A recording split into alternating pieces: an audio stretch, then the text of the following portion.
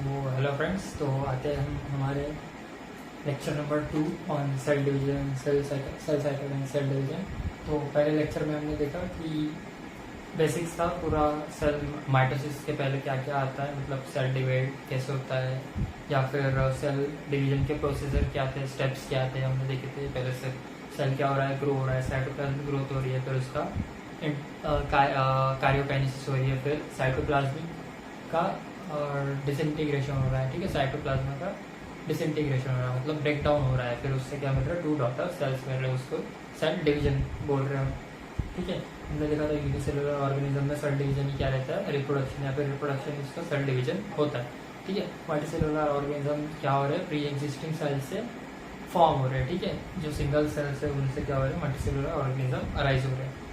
और हमने क्या देखा था, एक साइंटिस्ट का नाम देखा था, रुडोल्फ विर्चो, जो कि स्टेटमेंट दिया था कि प्री एग्जिस्टिंग सेल से क्या हो रहा है, न्यू सेल्स फॉर्म हो रहे हैं। ठीक है, cells new cells are arises from pre existing cell. तो हम फिर उसके बाद पहुंचे थे सेल साइकिल में। जो सेल साइकिल होती है वो सिर्फ यूकैरियोटिक सेल्स में होती है। ठीक है, सेल साइकिल जो होती है यूकैरियोटिक सेल्स में होती है। फिर हमने देखा था सेल साइकिल में कुछ उसके डिविजन्स देखे थे सेल साइकिल्स में, जैसे कि हमने देखा था इंटरफेज। इंटरफेज में क्या होता है, G1 फेज होता है, फिर क्या होता है, S फेज होता है, फिर क्या होता है, G2 फेज होता है। इस फेज में क्या होता है, सेल का प्रिपरेटिव फेज बोलते हैं इसको, प्रिपरेटरी फेज। ठीक है, मतलब ये प्रिपेयर हो रहा है for cell division. Cell division के क्या लिए, सेल डिवीजन के लिए क्या हो रहा है, ये प्रिपेयर हो रहा है। ठीक है, इसलिए इसको क्या बोलते हैं, प्रिपेरेटरी फेज। और इसको रेस्टिंग फेज भी बोलते हैं, रेस्टिंग फेज। तो याद रखना कि रेस्टिंग फेज किसे कहते हैं, इंपॉर्टेंट।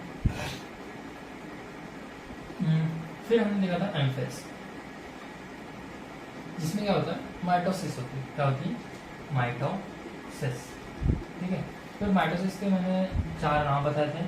ठीक है, और जो माइटोसिस होती है वो हम पहले क्या देखें, ये पूरा है सेल साइकिल। ठीक है, सेल साइकिल में होता है। ठीक है, तो माइटोसिस ओनली 1 और 2 होती है। अब 1 आपको पहले छोड़ो, पहले देखते हैं जो माइटोसिस जो सेल डिवीजन। सेल डिवीजन क्या होता है, उसका कुछ वेरिएबल टाइम होता है। ठीक है, अलग अलग सेल का अलग अलग टाइमिंग होता है सेल डिवाइड करने का। ठीक है, जो ईस्ट सेल है, ईस्ट सेल ये यूकैरियोटिक है। ठीक है, यूकैरियोटिक सेल्स है, तो ये लेता है 90 मिनट्स सेल डिवीजन, पूरा सेल साइकिल कंप्लीट कर, एक सेल साइकिल कंप्लीट करने। और जो ह्यूमन सेल है, ह्यूमन सेल को कहती है कल्चर्ड ह्यूमन सेल। ठीक है, कल्चर ह्यूमन सेल, कल्चर किया है लैबोरेटरी में, तो उसका हमने देखा है कि 24 आवर्स लेता है। It takes approximately 24 hours to complete one cycle. ठीक है, एक सेल साइकिल कंप्लीट करने में हेल्प करता है। ठीक है, 24 आवर्स लगते हैं, 24 आवर्स लगते हैं। तो ये क्या होता है, वेरिएबल होता है इनका जो टाइम है, सेल डिवीजन का जो टाइम है वो वेरिएबल होता है। सेल्स डिपेंड करता है सेल्स पे। कल बताया था कि सेल डिवीजन है वो डिपेंड करता है सेल्स पे। ठीक है, अब हम एक नॉर्मल ह्यूमन बीइंग का सेल साइकिल का रेशियो देखेंगे, कितना टाइम लगता है एक एक सेल की।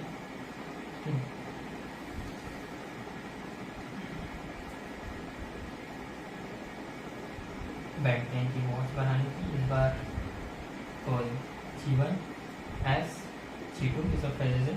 और फिर एम फेज में आता है prophase, metaphase, anaphase and telophase. ठीक है, एम फेज में आता है जो माइटोसिस एम फेज है, और इसको बोलेंगे माइटोसिस। क्या बोलेंगे, माइटोसिस। ये लेता है 1 आवर। ठीक है, हमने देखा ह्यूमन का, देखेंगे ह्यूमन कितना लेता है, ह्यूमन सेल 24 आवर। ठीक है, उसमें से 1 आवर लेता है माइटोसिस। जीवन जो है वो 8 to 12 आवर्स लेता है। ठीक है, 8 to 12 आवर्स जीवन लेता है। एस जो है वो 6 to 8 आवर्स लेता है, 6 to 8, हाँ एस जो है वो एस फेज जो है 6 to 8 आवर्स लेता है।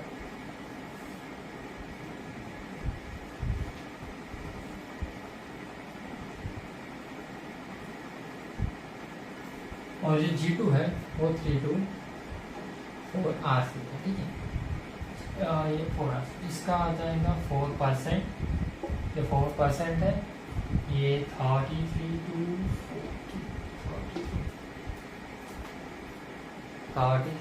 45%, 33 to 45% है।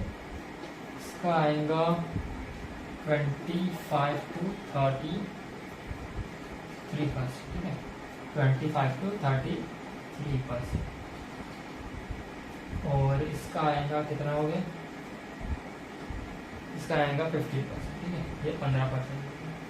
तो नॉर्मल जो ह्यूमन बीइंग है इसका जो सेल डिवीजन है पूरा सेल साइकिल वो इतना रेशियो लेता है, 1 आवर लेता है माइटोसिस के लिए, जीवन के लिए 8 to 12 आवर्स, एस्पेस के लिए 25 to 33% और 6 to 8 आवर्स, G2 के लिए 3 to 4 आवर्स और 50%, ठीक है।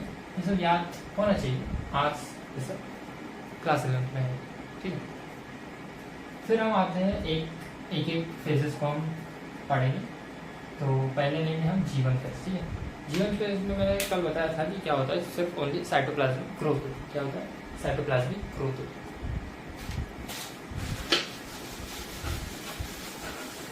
और ग्रोथ होने के लिए क्या क्या, जैसे हमारी ग्रोथ होती है, हम लोग क्या लेते हैं, न्यूट्रिएंट्स लेते हैं और फूड कंज्यूम करते हैं।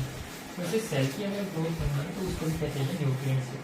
तो ये जो जीवन फेज है, ओनली जीवन फेज क्या है, वो एक्सटर्नल फैक्टर पर डिपेंड करता है, ठीक है। एक्सटर्नल और इंटरनल दोनों पर डिपेंड करता है, बाकी सब फेज सिर्फ इंटरनल फैक्टर पर डिपेंड करते हैं।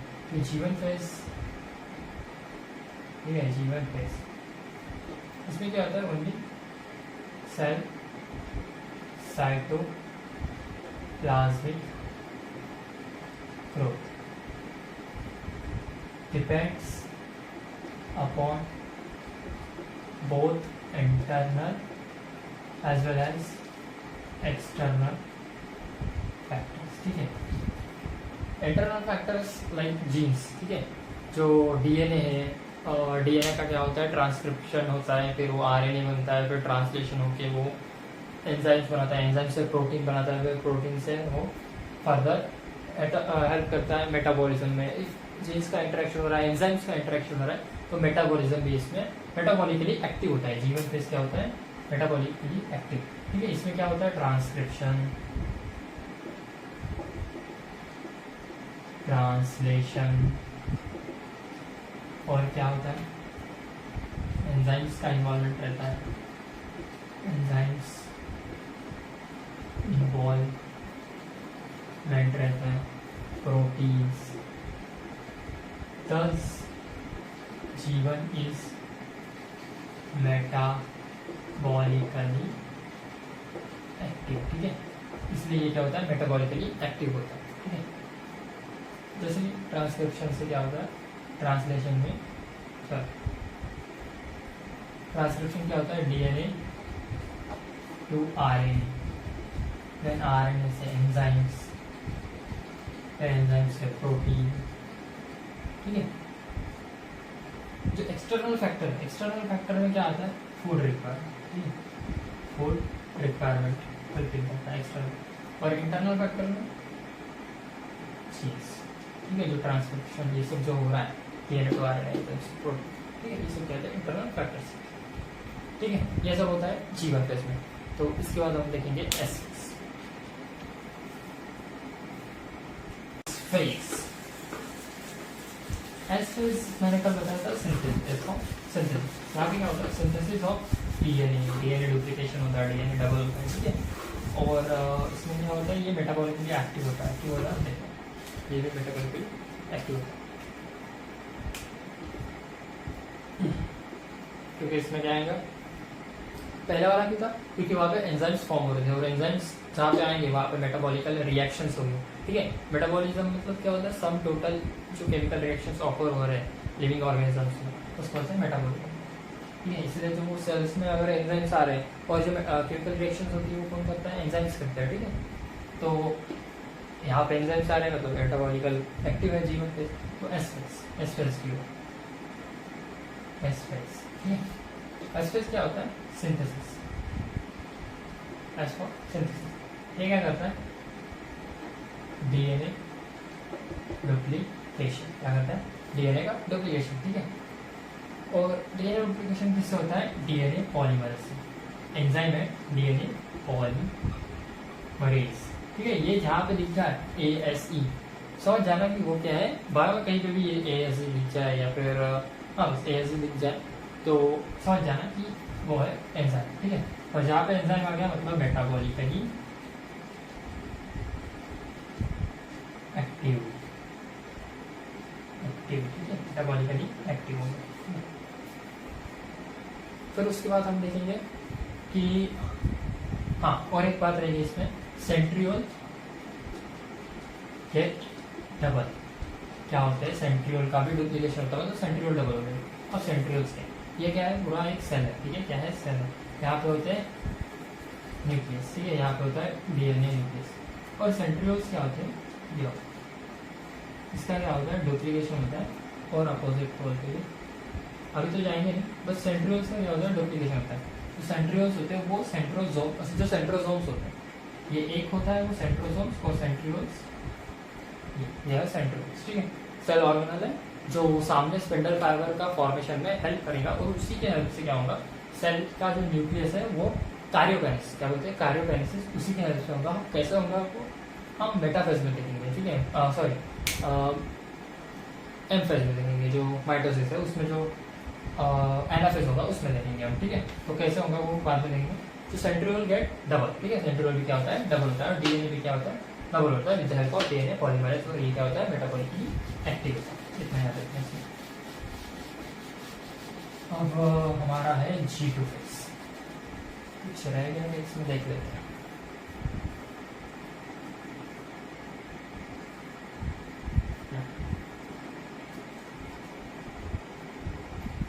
एनिमल सेल्स में होता है, जो सेंट्रोल लेवल होता है वो एनिमल सेल्स में होता है।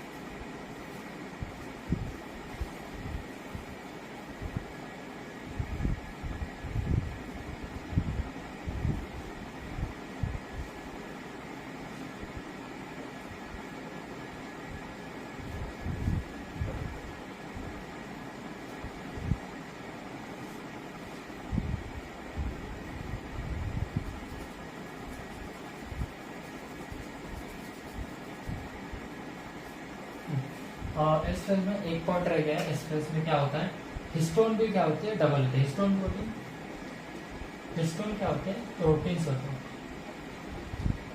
हेल्प्स इन डीएनए पैकेजिंग, ये क्या करते हैं, डीएनए पैकेजिंग में हेल्प करते हैं, जिससे कि मतलब डीएनए को और कंडेंस किया जाए, ठीक है, डीएनए को क्या किया जाए, कंडेंस किया जाए, जिसमें हेल्प करते हैं, हिस्टोन एक प्रोटीन है, ठीक है। और ये भी क्या होता है, डबल हो जाता है, हिस्टोन डबल हो जाता है, कहाँ पे, एस फेज में, ये सब क्या हो रहा है, एस फेज में, ये पॉइंट रहेगा। डीएनए हिस्टोन क्या होता है, ये भी डबल होता है, ठीक है। और क्या होता है, क्रोमोसोम गेट डबल, जो मैंने बताया कि न्यूक्लियस का क्या होता है, सॉरी डीएनए गेट डबल होता है, तो वही है, क्रोमोसोम भी क्या हो जाते हैं, डबल हो जाते हैं, ठीक है। और कुछ नहीं, G2 phase.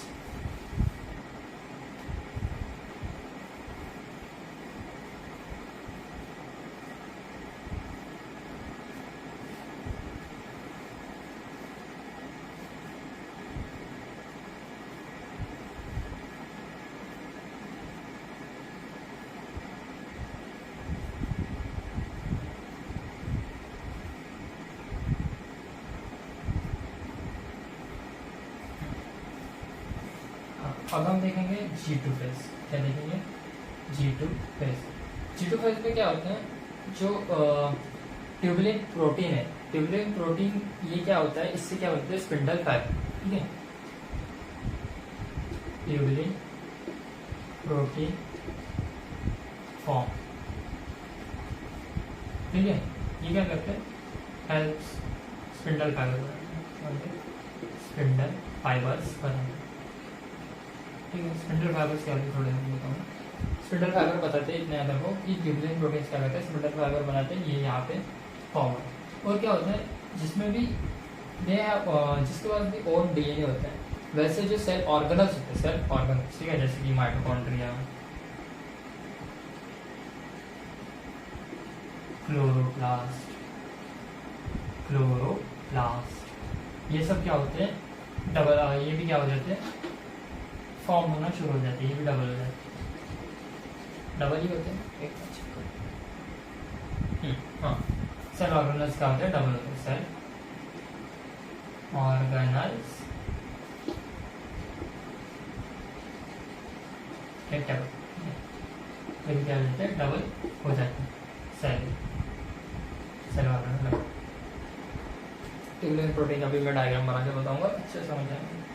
Mitochondria, chloroplast, jet double, ठीक है, who have their own DNA, जैसे ऐसे ऑर्गेनल्स, सेल ऑर्गेनल्स जिनके पास खुद का डीएनए हो, वो क्या हो जाते हैं, डबल हो जाते हैं, ट्यूबुलिन प्रोटीन फॉर्म हो जाता है G2 फेज में। और ये क्या होता है, एम फेज के लिए प्रिपेयर होता है। G2 में क्या होता है, preparing for M phase, preparing for M phase, और ऐसे ही बोल सकते हैं कि और प्रिपेयरिंग फॉर एम फेज और डिवीजन, सेल डिवीजन के लिए क्या हो रहा है, ये फर्दर प्रिपेयर हो रहा है, ठीक है। G2 फेज में कंप्लीट हो जाता है सब, डुप्लीकेशन, सिंथेसिस, ये सब क्या हो जाते हैं, कंप्लीट हो जाता है। ट्यूबुलिन प्रोटीन बताऊंगा। और एक है यहाँ पे क्या होता है, ग्रोथ ऑकर होती है। हमने देखा था ना कि सेल पहले एक इच्छा होता है, फिर उसके अंदर साइटोप्लाज्मिक ग्रोथ होती है, फिर उसके बाद वो क्या होता है, ब्रेक डाउन होता है, सेल डिवाइड होता है, क्या होता है, ग्रोथ कंप्लीट हो जाता है, ग्रोथ कंप्लीट। और इसमें ट्रांसक्रिप्शन होता है, इसमें भी होता है, ट्रांसलेशन भी होता है, ठीक है, ये सब होता है प्रोटीन फॉर्मेशन। अब हम देखेंगे एक फेज हमारा रहेगा क्या, सॉरी, हाँ, ट्यूबुलिन प्रोटीन। ट्यूबुलिन प्रोटीन क्या होता है, एक सेल है, मैंने अभी बताया तो थोड़ा सेंट्रियोल्स बता था। सेंट्रियोल क्या हो जाते हैं, ऐसे दो अपोजिट पोल पे क्या आ जाते हैं, फॉर्म होते हैं। बाद में भी है ये टॉपिक, जिसको नहीं समझेगा वो। फिर वो क्या करते हैं, ऐसे फाइबर्स बनाते हैं। ये क्या करते हैं, पूरे ऐसे सेल्स में क्या करते हैं, फाइबर्स बनाते हैं, और ये होते हैं स्पिंडल फाइबर, और किससे, ट्यूबुलिन प्रोटीन से बने हुए होते हैं। ये क्या करते हैं, जब न्यूक्लियस आता है, न्यूक्लियस क्या होता है, डेंस हो जाता है, कंडेंस हो जाता है, तो डीएनए वो कंडेंस होकर क्या बनाता है, क्रोमोसोम्स बनाता है, ऐसे क्रोमोसोम्स। और वो क्रोमोसोम्स के ऊपर क्या होता है, काइनेटोकोर पे अटैच हो जाता है। मैं बताऊंगी काइनेटोकोर क्या है। वो डीएनए के ऊपर जो अपना डीएनए कंडेंस हुआ है हिस्टोन प्रोटीन के हेल्प से, फिर वो क्या बनता है, क्रोमोसोम, और क्रोमोसोम के काइनेटोकोर पे क्या होता है, अटैच होता है, और वो अपने तरफ खींच लेता है, और दो सिस्टर क्रोमैटिड्स में तोड़ देता है। सिस्टर क्रोमैटिड्स में तोड़ देता है, मतलब इनको आधा कर देता है। ये ऐसा हो जाता है। ये क्या होता है, आधे टूट गए, तो ये खींचने के लिए हेल्प, मतलब इधर एक फिर क्रोमोसोम आएंगे और इधर क्रोमोसोम्स आ जाएंगे, फिर उससे क्या हो जाएगा, दो अलग अलग न्यूक्लियस बनेंगे, और फिर उसका डिवीजन होके दो separate daughter, two daughter cells का, ठीक है।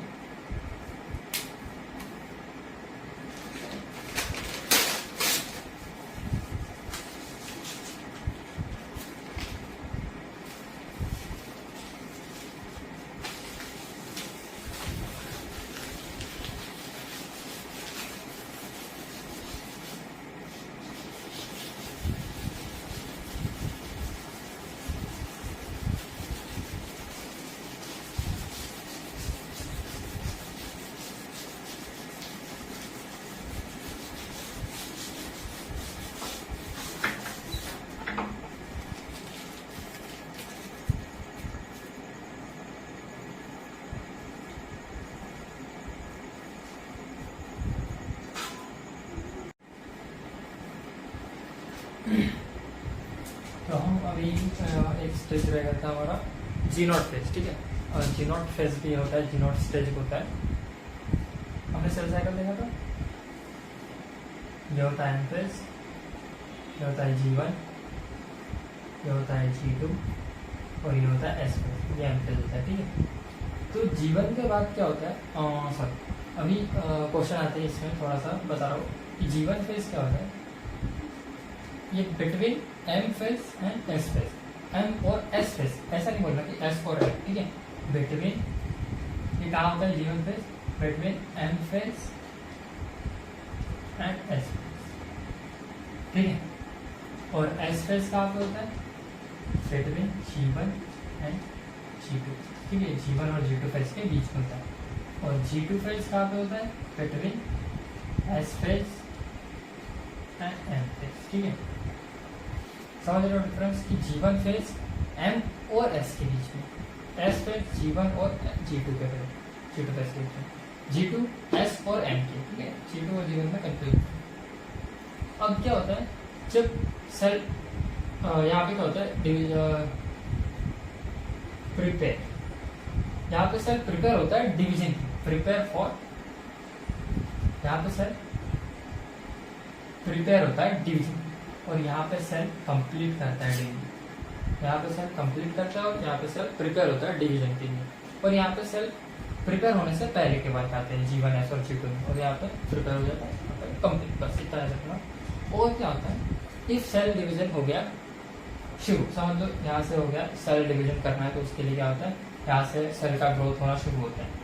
तो सेल ने क्या किया, ग्रोथ किया, बट यहाँ पे क्या आता है, इसको ऐसे करेंगे, यहाँ पे आता है G0 फेज। G0 फेज क्या है, एक समझ लो एक चेक पॉइंट, क्या होता है, चेक पॉइंट है, और जहाँ से सेल ग्रोथ होना शुरू हो जाता है। क्या होता है, सेल ग्रोथ करना शुरू करता है, बट दो कंडीशन हो सकता है, enters into S phase and cell division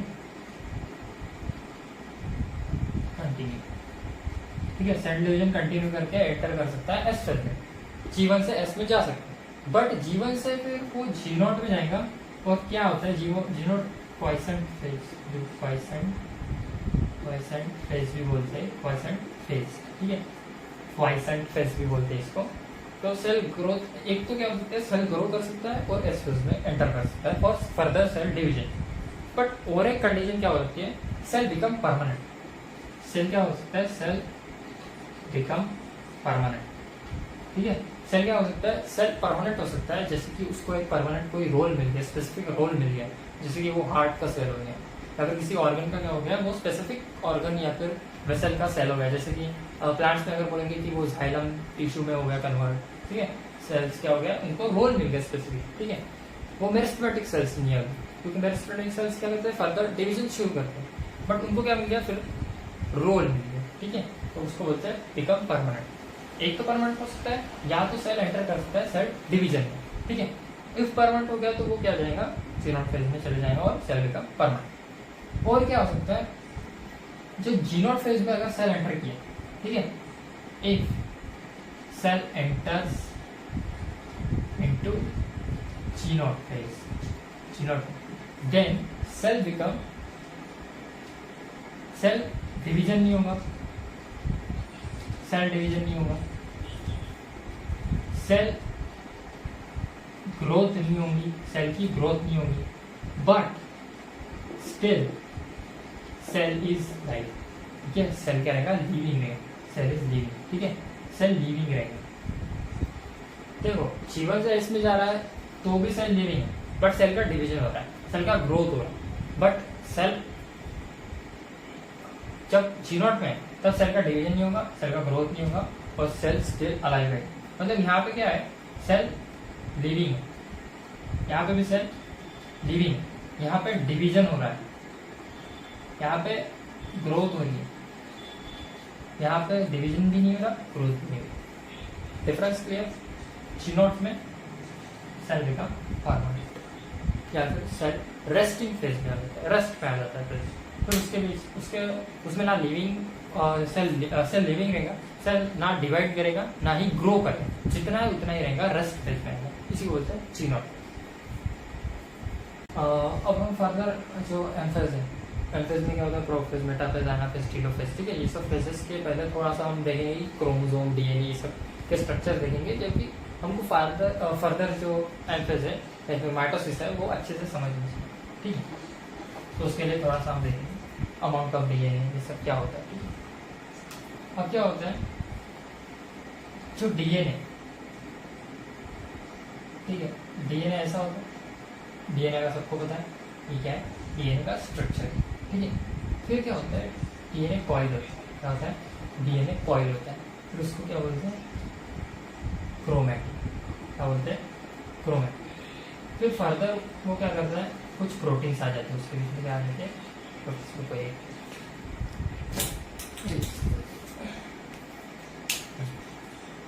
क्या आ जाते हैं उसके बीच में, क्या आ जाते हैं, प्रोटीन्स आ जाते हैं।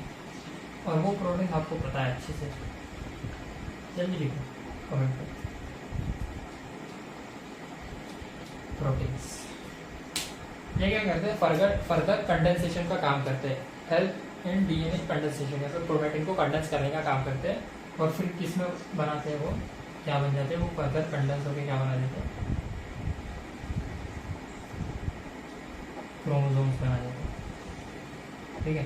क्या बनाते हैं, क्रोमोसोम्स बनाते हैं।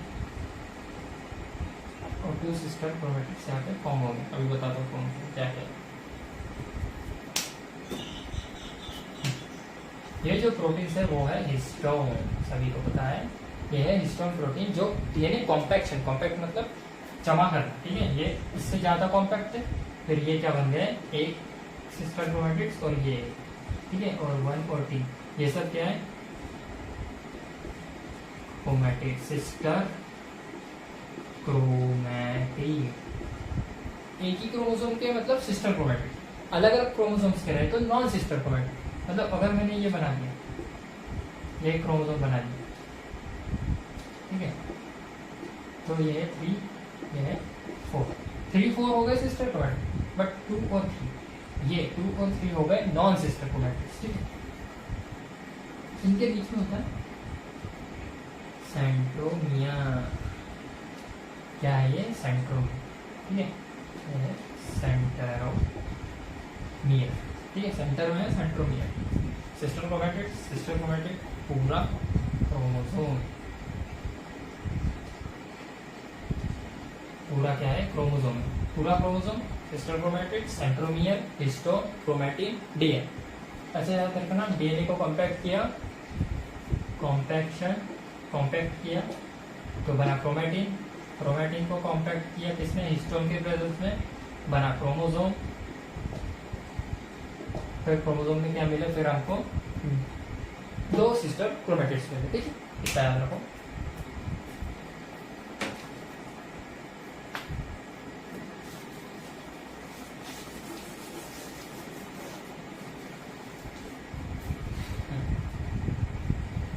अब हमने देखा था कि जो माइटोसिस है, माइटोसिस हैप्लॉइड में भी होती है और डिप्लॉइड में भी होती है।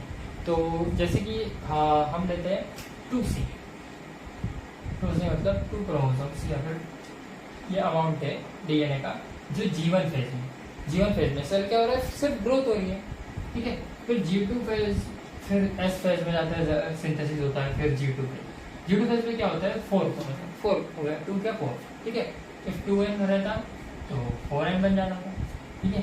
ये क्या हो रहा है, जीवन से G2 में जाते जाते क्या हो रहा है, डीएनए का डुप्लीकेशन हो रहा है, डीएनए का डुप्लीकेशन। तो ये कैसे होता है, क्या होता है, पूरा डिटेल एकदम इसमें देखेंगे, अपन डायग्राम में देखेंगे, इसका ग्राफ भी बनाएंगे।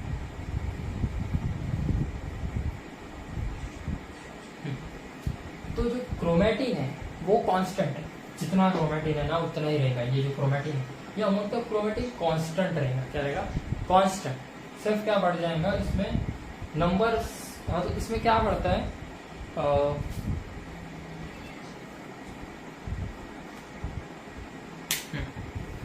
इसमें क्या बढ़ता है, देखो क्रोमैटिड्स उतना ही रहता है, कांस्टेंट रहता है, क्रोमोसोम भी कांस्टेंट होता है, डबल नहीं होता, क्रोमोसोम भी डबल नहीं होता।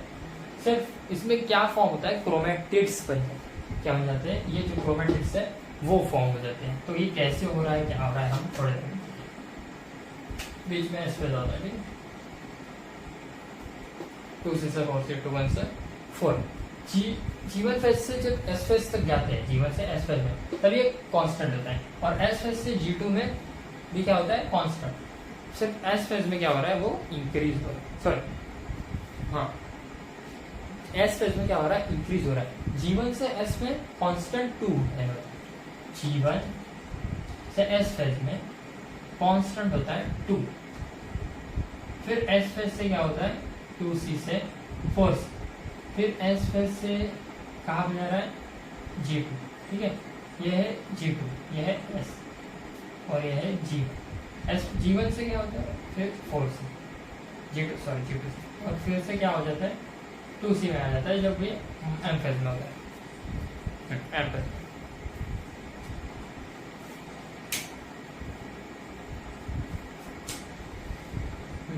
यहाँ पे अमाउंट क्या है, कांस्टेंट है, यहाँ पे क्या है, अमाउंट कांस्टेंट, और यहाँ पे अमाउंट कहाँ पे है, यहाँ पे अमाउंट ऑफ क्रोमोसोम या क्रोमेटिन क्या है, वेरिएबल है, 2C से 4C हो रहा है फॉर्म, ठीक है, G1 और G2 में, G1 और M फेज में कांस्टेंट, ठीक है। ये ग्राफ है, इसी का क्या है, ये ग्राफ, ये 4C होता है,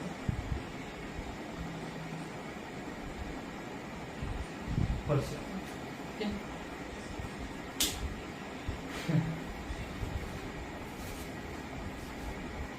इसको ये थोड़ा सा समझे, एक नहीं समझाओ, M G1 G2, ये एक है न्यूक्लियस, ये क्या बन जाते हैं, तो रेप्लिकेट क्या हो रहा है, रेप्लिकेट, इसके मतलब फॉर्मेशन हो रहा है, ठीक है, सिंथेसिस हो रहा है।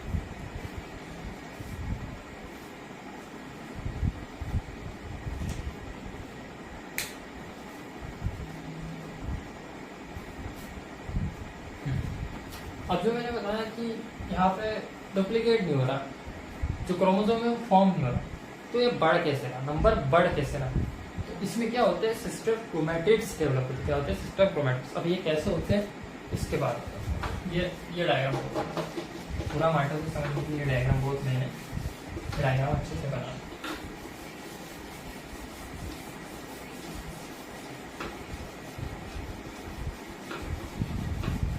अब हम पढ़ेंगे अमाउंट ऑफ क्लोराइड, कितना कैसा, 2n क्या होता है, ये 2n हैप्लॉइड डिप्लॉइड सब क्या होता है, उसके बाद माइटोसिस से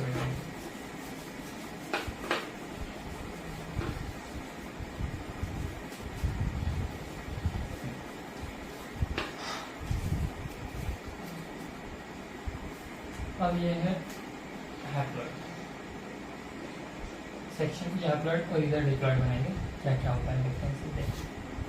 अब ये एक क्रोमैटिड है, पता एक ही डंडी होती है क्रोमैटिड में, एक ऐसी डंडी बना देते हैं और एक ऐसा बना देते हैं, ये क्या हो गए, क्रोमैटिड हो गया, हैप्लॉइड क्रोमैटिड, ठीक है। यहाँ पे भी सेम बना देते हैं, ठीक है। डिप्लॉइड में क्या होता है, ऐसा होता है, इनके सिस्टर क्रोमैटिड्स, ये हो गया एक सिस्टर क्रोमैटिड, ये अलग, ये अलग, ये अलग, अलग, ये अलग, ये क्या हो गया सिस्टर क्रोमैटिड। ये क्या होते हैं, इनके नॉन सिस्टर क्रोमैटिड, मतलब एक क्रोमैटिड ही होता है, इसमें क्या होता है, क्रोमैटिड। इसमें क्रोमोसोम कितने हैं, 3 क्रोमोसोम्स, क्या है, 3 क्रोमोसोम्स, बट क्रोमैटिड 3 क्रोमैटिड, ठीक है। और n इज इक्वल टू 3, क्या है, n इज इक्वल टू 3, और यहाँ पे क्या है, हाँ n इज इक्वल टू 3 है, और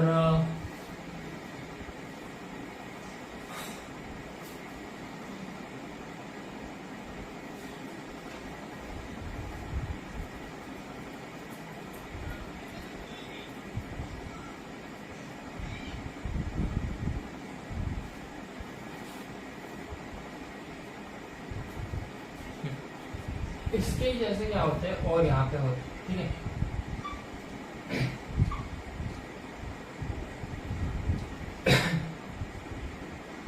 ऐसे तो क्रोमोसोम 6 हो गए, 6 क्रोमोसोम, 1 2 3 4 5 6 क्रोमोसोम हो गए। यहाँ पे ये क्रोमैटिड ही क्या है, क्रोमोसोम, और 6 ही क्या है, क्रोमेटिड है, बिल्कुल सेम इधर भी ऐसे ही होते हैं। यहाँ पे भी क्रोमोसोम 6, ये पूरा क्रोमोसोम, ये पूरा क्या है क्रोमोसोम। तो 6 क्या है क्रोमोसोम, ठीक है। क्रोमोसोम तो सेम, ठीक है। ये इसका 2n = 6 है, ठीक है। ये 2n = क्या है 6 और n = 3, ठीक है। n मतलब हैप्लॉइड स्टेट, इसकी आधी स्टेज, हैप्लॉइड मतलब इसकी आधी स्टेज। 2n = 6 है और n = 3, इसमें भी 2n = 6 है और n = 3, ये इसकी आधी स्टेज क्या है 3, ठीक है। n हैप्लॉइड और 2n डिप्लॉइड, ठीक है। ऐसा डिफरेंस बता रहे। क्रोमेटिड 6, क्रोमेटिड 6 और 6 12, 1 2 3 4 5 6 7 8 9 10 11, ठीक है। मतलब यहाँ पे क्या है 12 क्रोमेटिड। तो यही होता है एस फेज के बाद, ठीक है। यह है G1 फेज, यह है G2 फेज। मतलब क्या हुआ है क्रोमेटिड सिंथेसिस हुआ है। यहाँ पे क्रोमेटिड नहीं है, एक ही है, यहाँ पे 2 बन गए, इसका भी 2 बन गए, इसके भी 2 बन गए, इसके भी 2 बन गए। तो क्या हो रहा है क्रोमेटिड्स का सिंथेसिस हो रहा है। तो यही है G1 फेज का क्रोमोसोम और ये है G2 फेज का क्रोमोसोम, ठीक है। इतना समझ लो, बाकी का हम माइटोसिस करते करते समझें।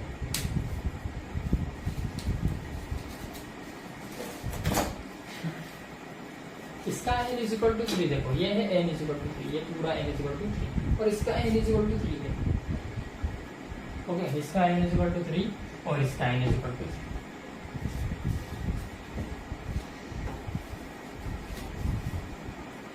अब अच्छे से नहीं समझाओ। तो ये है n = 3 और ये है n = 3 और पूरा है 2n = 6, पूरा है 2n = 6, ठीक है।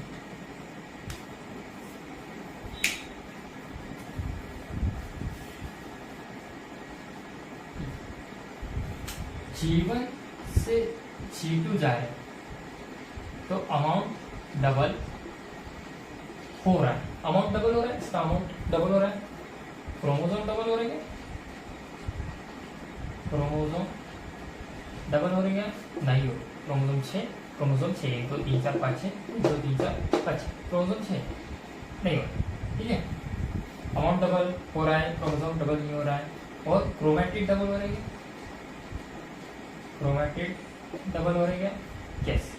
क्रोमेटिड क्या हो रहा है डबल, इसका 2, इसके 2, इसका 1, मतलब क्या हो रहा है क्रोमेटिड डबल हो रहा है G1 से जब G2 में 4, लिख लो बता।